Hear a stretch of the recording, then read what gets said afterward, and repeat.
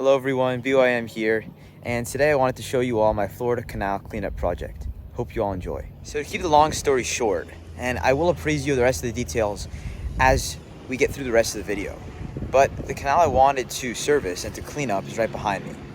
And so the way I will do that is by getting in a canoe with different devices like a pool skimmer and just a simple plastic bag, a trash bag, and I'll be going in there and collecting some trash from different areas that I've noticed have been prone to cloggage, especially this certain junction between the two canals on different sides of a path.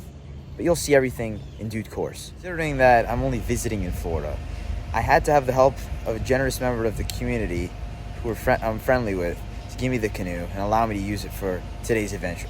So thank you for all your help, and I appreciate it because without you, we would not have been able to make this video and to have this experience. So let's see how I attained the canoe and how I brought it over to the house to get everything started. So here's a view out of my neighbor's car as they trailed me while I took their canoe over to my house to start this project yesterday.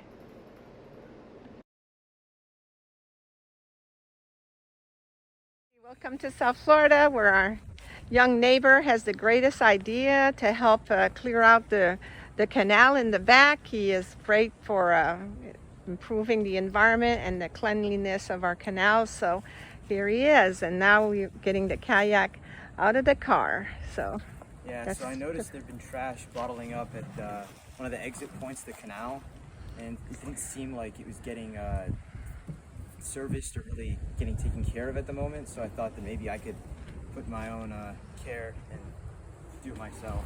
All right, sounds great. Very proud of you.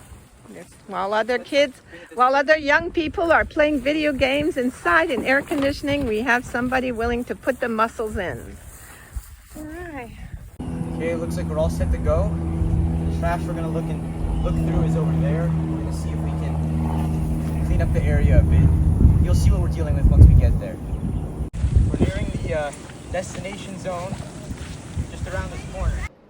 So you see me now going down the canal, heading into a junction where the canal I'm in connects to a series of canals which will eventually lead into the ocean.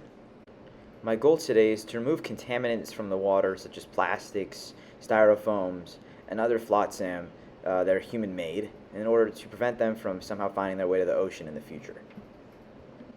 I would also like to alleviate the clogging of the junction and prevent the water from stagnating for reasons that I will explain soon. And here you can see I'm putting the first piece of trash in the bag. What an accomplishment. Okay, so we've made it to the cleanup area. You can see behind me right over there's a piece of trash. And so all of this debris has been piling up over the past couple of years without having much management going on and keeping it pristine. So I thought that I could do my own part and take care of this area, because although this is just one canal among the many in the Florida community, all of these canals lead to the ocean. So the trash that you see in here at the moment eventually will be out in the waters that everyone likes to enjoy, especially on a hot summer day like this. So if I can take care of this, do my small part now, then who knows what will happen in the future. Maybe this I know for sure at least that this trash right now will not reach there. And so to give a little background to the canals and why they have them in Florida, basically this is what it looks like behind me. So in order to make it Florida inhabitable, at least the area that I'm in, drainage canals needed to be installed to prevent flooding and really prevent things from returning to the swamp that they originally were called. Everything in Florida was a swamp before. So these canals allow floodwaters from storms to have a place to go and to not sit on the land and become stagnant. But they also allow a perfect place for trash to be washed into and for people to basically forget about, because you can't see what's in the canals unless you walk right up to them. So people are oblivious to what's going on. So luckily, I guess I've been looking at this enough, and I've been feeling a little bit like I should help out, and so this is what I plan to do today. Pieces that are in the water over here. This one, I'm actually not sure what it is. It's quite heavy though. Maybe some kind of bottle holder, I don't know. But thought it would be an interesting thing to keep you posted on. Me doing my part in cleaning this area out will allow the circulation of the canal to be increased, and therefore it will stop stagnating water. And what that will also help with is mosquito production, because as many of you know, stagnant water is perfect for mosquitoes to develop in. So the mosquito will lay its eggs, and when it's undisturbed, the larvae will be able to develop into full-grown mosquitoes and eventually pester people and harbor diseases. So anything that you can do to increase the circulation is very important. Here he goes, getting that styrofoam pieces. That's very bad for the environment because it doesn't biodegrade, correct? It does not. It just gets smaller and smaller. Okay. Lunch bag? No. What is that? Another styrofoam cup. No, Again? There Oh. are like styrofoam plates and like to-go bins. Oh, the park over there has a picnic area. Okay. Some more garbage bags. It's nice that he's doing this. Most people would just say, forget it. Who's that? Oh, the frisbee. It's probably been there for 5 years. There's a hole in the middle. Yep. So here we have a frisbee that has had ample time to decompose in here, but this will never actually biodegrade. It will just become smaller and smaller pieces, microplastics, and will eventually get into the ocean water and the fish you eat and the water you drink every day. So it's not something you want to see. Yeah. This is a bottle, beer bottle. Bottle. So tell me what's under there. So the entire drain in the junction was actually full of trash and other debris that was clogging it. So the water had no way of really getting through there very efficiently. That's not good. So what I've been doing with this rake or this pool cleaner is trying to get all the trash and bringing it towards me right here where I can sift through it in this area. So you can see right there is a piece of a plate, which I'll get, different pieces of styrofoam. You can see there's a little piece right there.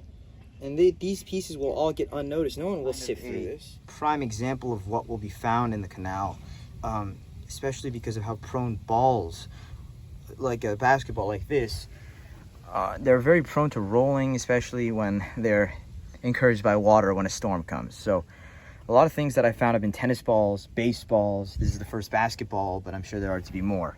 So something to keep note is that if you have a house by the canal, make sure you don't leave any of your tennis balls, basketballs around, especially near the canal edges, because they can easily be blown in with the wind or with water. Keep that in mind. What's that? I honestly don't know. It's a very heavy piece of plastic. Wow. Very strange. Huh. It's some type of like compartment or some type of bin. So it looks like it was a successful mission. All sorts of stuff that you can see here. We'll unload it and give you a closer look soon when I get the canoe up. And this is probably the main important find of the day. I'm not sure how this even got in here and how long it's been in here, but quite interesting. So another important thing to note about the Florida canal environment is that erosion is a prevalent occurrence on the sides of the canals, and it's something that could easily be stopped. So what you can see here is that there's a blaring lack of vegetation on the banks. And so something that happens is that in order to manage the canal, pesticides are sprayed on the bases of the canal in order to keep it free of vegetation. But what happens is the pesticides spread up the banks, and this lack of vegetation leads to constant erosion because there's no roots of plants holding the soil in place once the rains come. So eventually a lot of management and upkeep will have to be invested in the canals in order to get them back to what they once were when they were created. Well, what would seem to be easier is to turn the canals into more of a river slash estuary environment and introduce more native plants and trees such as I guess cedar and other plants native to Florida river ecosystems. Okay, the trash is all rigged up. It's getting pulled up by my brother.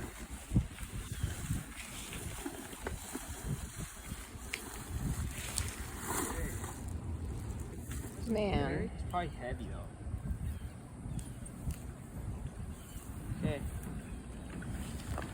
Pull it like, yeah, bring it straight up. Okay, you're good, you're good. You're good, you're good. I have it. You're good. Wait, I'm stuck. Little, just can't get it straight. I know I'm stuck. Wait. You want noodle? Okay, now I can help.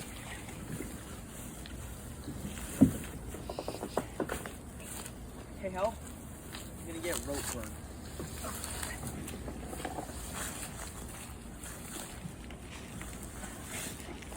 Wow. Oh, it's falling.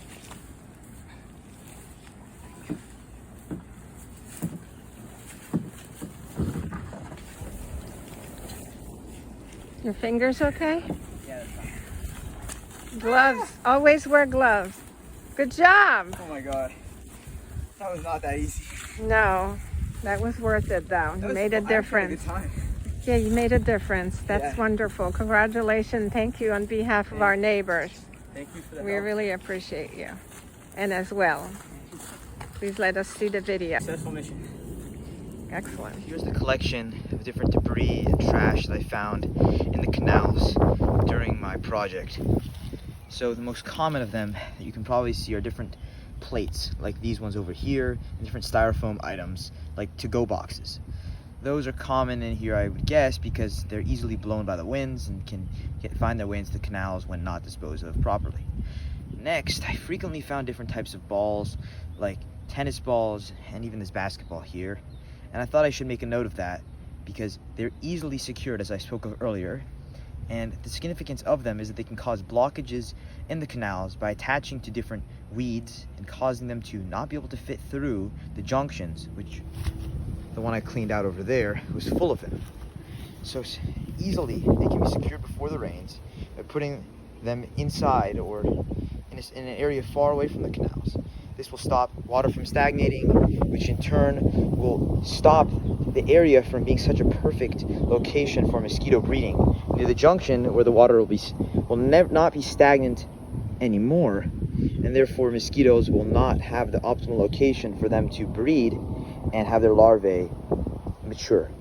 All right, that's all for today, and it seems like it was successful in that we found quite a bit of different things to pull out of there. So again, we'll get back to this item, which I found in the bank. It was under some eroded soil, and so I'm not sure how it got here, but I can only theorize that it's from some sort of lawn chair, for example. This seems like maybe what the armrest would be, and it must have just, I don't know how it got in the canal.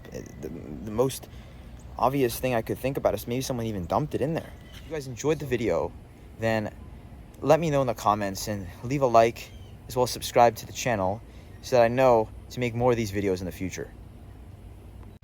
So I hope you guys enjoyed the video, but more than that, I hope that you learned a thing or two from what I've done today, and it's given you ideas for what you can do yourself to better your own environment in a place near you, and to how you can become a steward of the environment. If you guys would like to gain more knowledge as to how to become an environmental steward, then check out the Ocean Blue Project in the link below, as well as the Blue School program, which I plan to partner with in my club this year at EULA. So if you guys enjoyed the video and like to do more experiences like this, then please, if you're in the EULA community, join the club, and we'll be doing more things like this in the future, as well as learning how to better different environments, such as rivers, oceans, and other estuaries in our area. And it seems like it will be an enjoyable experience, and you'll learn a lot. All right.